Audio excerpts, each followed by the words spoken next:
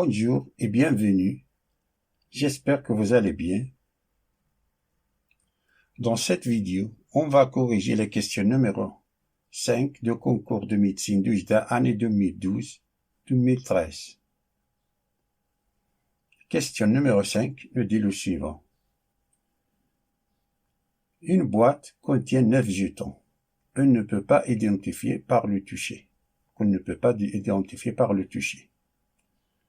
2 jetons rouges portant le numéro 1, 2 jetons rouges qui portent le numéro 1, et 3 jetons blancs portant le numéro 1, 2 et 2. 1, 2 et 2. Et 4 jetons noirs portant le numéro 1, 1, 2 et 2. 1, 1, 2 et 2. On tire au hasard et en même temps 3 jetons de la boîte.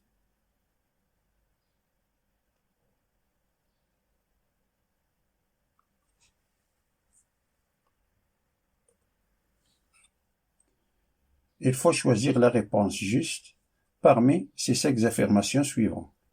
L'affirmation A, que la probabilité de l'événement X, les trois jetons tirés sont de couleurs différentes et un sixième.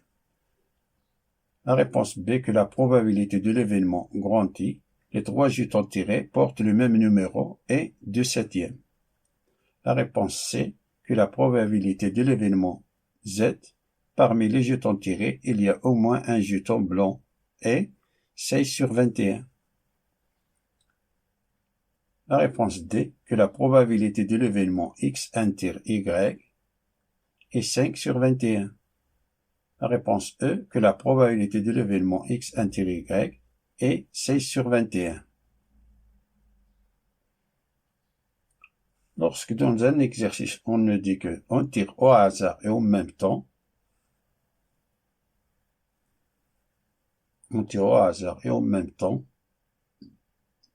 ça veut dire simultanément.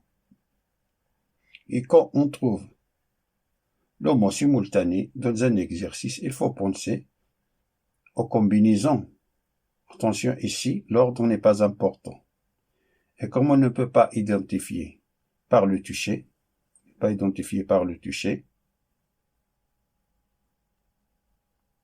les jetons, signifie que chaque jeton a la même chance que les autres jetons d'être tirés, ce qui fait qu'on est dans un cas d'équiprobabilité.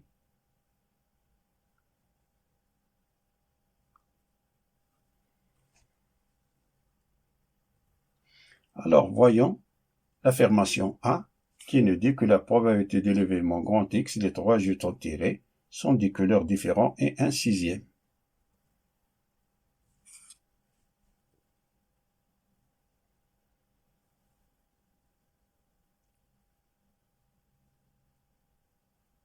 Si on suppose que la boîte n'est pas transparente,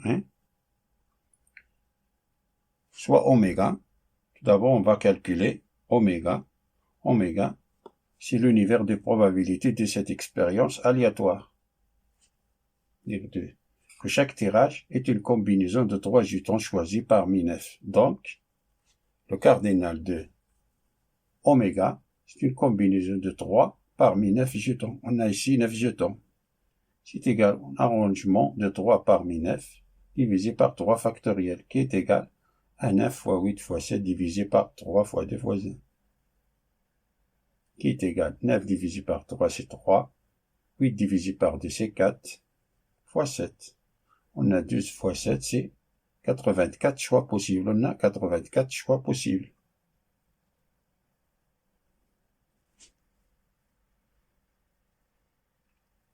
Grand X, l'événement. On a grand X, c'est les 3 jetons tirés sont de couleurs différentes. Alors on a c'est-à-dire de tirer un jeton rouge, un jeton noir et un jeton blanc. C'est-à-dire un jeton rouge, un jeton blanc et un jeton noir. Le mot I se traduit algébriquement par la multiplication. Donc, le cardinal de grand X, c'est, on a un jeton, un parmi 2, 1 parmi 3, jeton blanc, 1 parmi 3, et 1 parmi 4, qui est égal, ça c'est 2, fois 3, fois 4. Ça 6 fois 4, c'est 24. On a 24 choix possibles. Donc la probabilité de grand X, c'est le nombre de cas favorables divisé par le nombre de cas possibles. On a 84 cas possibles. Et le cas favorable, c'est 24. Alors on a probabilité de grand X, c'est 24 sur 84, qui est égal, on divise par 12, c'est 2 divisé par 7, 2 septièmes. Comme le résultat trouvé est différent de l'affirmation A, donc la réponse A est fausse. La réponse A qui nous dit que c'est 1 sixième. On a trouvé c'est 2 septièmes. La réponse A est fausse. Ça c'est fausse.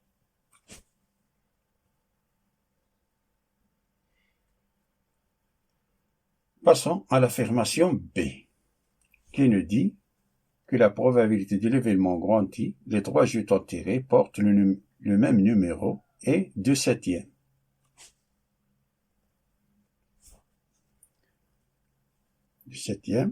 On sait que cardinal de oméga, c'est 84 choix possibles. 84 choix possibles. On a 5 jetons qui portent le numéro 1. On a ici 2, 2 et 1.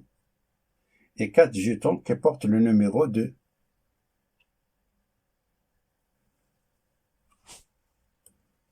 Alors, c'est-à-dire de tirer 3 jetons qui portent le numéro 1 ou 3 jetons qui portent le numéro 2.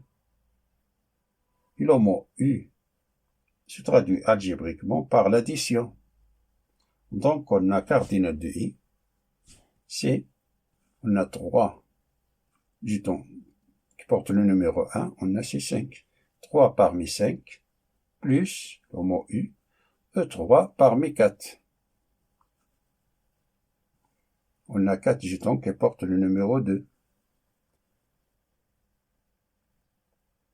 Ça, c'est 5 fois 4 fois 3 divisé par 3 fois 2, plus, ça c'est 4, qui est égal à 10, ça c'est 10, plus 4 qui est égal à 14 choix possibles.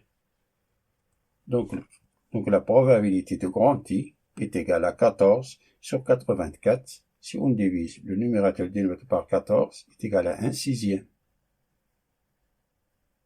Le résultat trouvé est différent de l'affirmation B, qui nous dit que le résultat est 2 septièmes. Vous trouvez ici 1 sixième. Donc la réponse B est fausse. B est fausse.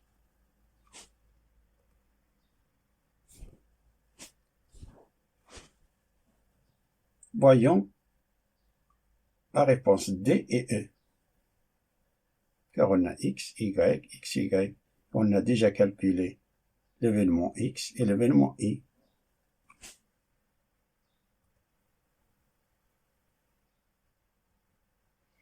La probabilité de l'événement X inter Y est intersection Y. La cardinale de oméga, on a déjà calculé sur 84 choix possibles. Et comme les événements X et grand Y sont indépendants, alors la probabilité de grand X inter Y, c'est la probabilité de X fois la probabilité de Y, qui est égale à 1 sixième. On a déjà trouvé que la probabilité de grand X, c'est 1 sixième, et la probabilité de Y, c'est 2 septièmes. Ça est égal à 2 sur 42, qui est égal à 1 sur 21.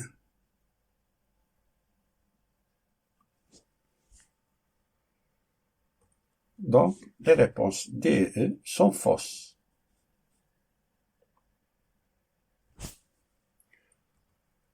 Voyons une deuxième méthode.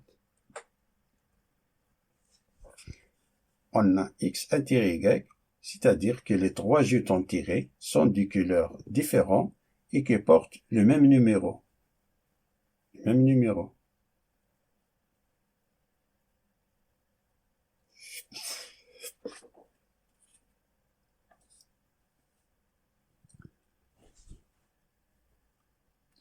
ne peut être que s'ils portent le même numéro et de couleurs différentes, ne peut être que jeton rouge qui porte le numéro 1 et le jeton blanc qui porte le numéro 1 et le jeton noir qui porte le numéro 1. Ne peut pas être qui porte le numéro 2 car on a les jetons rouges, il n'y a pas le numéro 2. Alors, cardinal de x intérêt y, c'est un jeton parmi deux, couleur rouge, un jeton parmi un, couleur blanc, c'est 1 parmi 1, et un jeton parmi 2, couleur noire, qui est égal à 2, fois 1 fois 2 qui est égal à 4 choix possibles. Alors, la probabilité de x intérêt y, c'est 4 sur 84 qui est égal, on divise par 4, c'est 1 sur 21. Donc les réponses D et E sont fausses. Donc les réponses D et E, on nous dit c'est 5 sur 21 et 6 sur 21. Et on a trouvé c'est 1 sur 21. C'est-à-dire la bonne réponse c'est C. Mais voyons l'affirmation C, qui nous dit que la probabilité de l'événement Z, parmi les jetons tirés, il y a au moins un jeton blanc et 6 sur 21.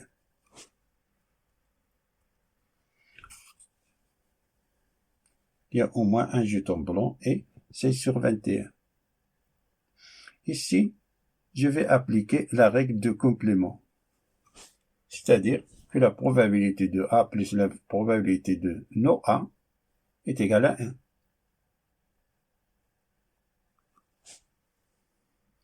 Alors on a soit l'événement Z bar, parmi les jetons tirés, il n'y a aucun jeton blanc. C'est-à-dire, si Z, parmi les jetons tirés, il y a au moins un jeton blanc, alors Z bar, parmi les jetons tirés, il n'y a aucun jeton blanc. Alors, cardinal de Z bar, c'est 3 parmi 6, car on a 6 jetons qui ne sont pas blancs. On a 3 parmi 6 qui est égal, ça c'est un arrangement de 3 parmi 6 divisé par 3 factoriel. 3 factoriel c'est 3 fois 2, on a 6 fois 5 fois 4. 3 fois 2 c'est 6, c'est simplifié avec 6, on a 5 fois 4 c'est 20. Alors on a 20 choix possibles. Et la probabilité de Z bar est égale à 20 sur 84 qui est égal, on divise par 4, on ne reyomme pas, on a c'est 5 sur 21. Donc, la probabilité de Z plus probabilité de Z bar est égale à 1, ce qui va dire que la probabilité de Z est égale à 1 moins 5 sur 21. Calcule ça, c'est 21 moins 5, c'est 6 sur 21. Donc l'affirmation C est vraie. C'est-à-dire que la bonne réponse, c'est C. Fin de la résolution de cette question, numéro 5 de concours de médecine du JDA. Je vous souhaite bon courage et à bientôt.